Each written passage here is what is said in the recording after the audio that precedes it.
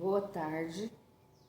Hoje nós temos aula de Geografia, depois Educação Física, Arte e Inglês, certo?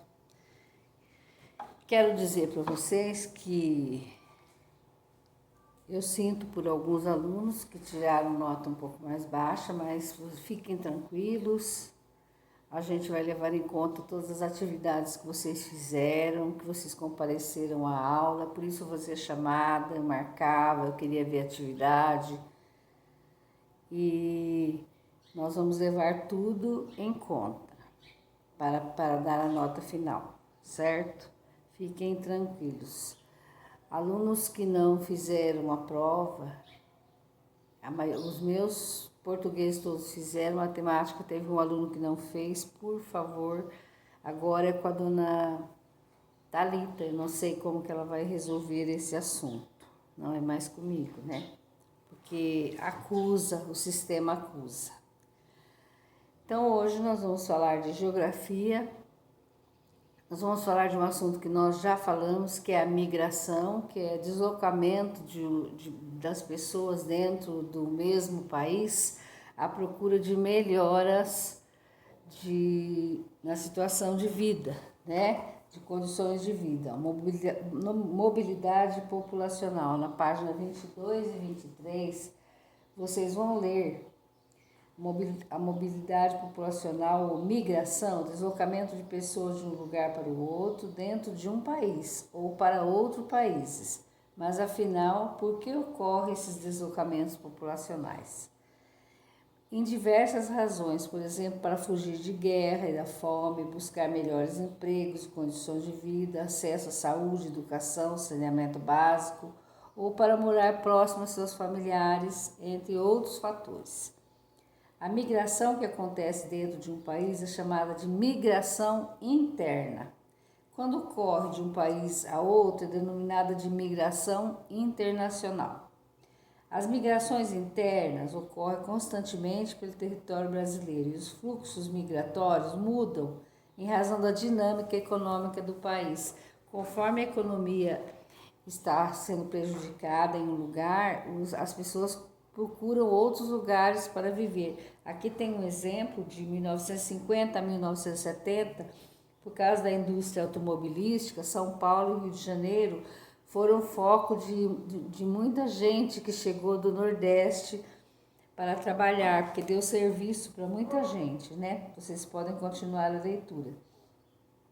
Nesse mesmo período, houve fluxo migratório de pessoas oriundas do Nordeste para o Norte, com o objetivo de trabalhar nos garimpos e na agricultura, e também para o centro-oeste do país, para trabalhar na construção de Brasília. Quando foi construir Brasília, os nordestinos do norte vieram todos ali para Goiás, né? Porque foi uma construção muito grande e demandava muita mão de obra, então eles vieram até lá. Já na década de 1980 a 1990, novas indústrias foram criadas em outras regiões do Brasil, resultando em novos fluxos migratórios no território. Então, sempre que tem um foco de trabalho em algum lugar, existe a migração interna ou até externa, vem gente até de fora. Eles migram em busca de melhoria de vida, de trabalho. Tá ruim em um lugar, eles vão procurar melhoria em outro lugar. Com a melhor distribuição de indústria pelo território brasileiro, muitos migrantes voltaram para seus locais de origem. A esse movimento damos o nome de migração de retorno. Quando então começa a ficar fraco ou as indústrias começam a voltar lá para o norte, voltar para o sul, a gente vê muito na televisão, né? De volta para minha casa, não sei se vocês já assistiram, as pessoas ou não se dão no lugar, eles migram de volta para o seu lugar de origem. Então isso chama-se migração de retorno, eles voltam para o seu lugar. Nos últimos anos, houve um elevado desenvolvimento do setor industrial do Nordeste, olha lá, gerando mais empregos e possibilidades de renda para a população local. favorecendo a migração de retorno e também novas migrações de outras unidades da federação para o Nordeste. Não só de retorno, mas outras pessoas que moravam em outros estados foram para o Nordeste, porque houve um desenvolvimento no setor industrial lá muito grande, né, nos últimos anos. Para exemplificar, podemos citar o Polo Industrial de Camaçari, no estado da Bahia, com diversas indústrias químicas, petroquímicas e automobilísticas.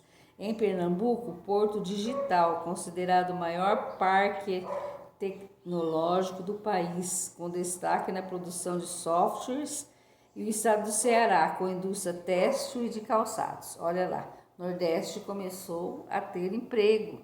Então, aí o povo que estava em São Paulo, que veio para o sul, que veio em busca de trabalho nas indústrias, eles fazem uma migração de retorno, voltam para os seus locais de origem para poder trabalhar nas indústrias que foram para lá. Aí tem as atividades, a 1, a 2, a 3 e a 4, na página seguinte. E no material de apoio, a última folha,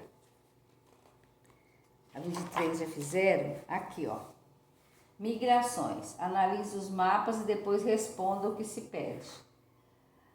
Então aqui vocês vão ver os mapas, vão ver a legenda e vão responder o que está pedindo aqui sobre as migrações.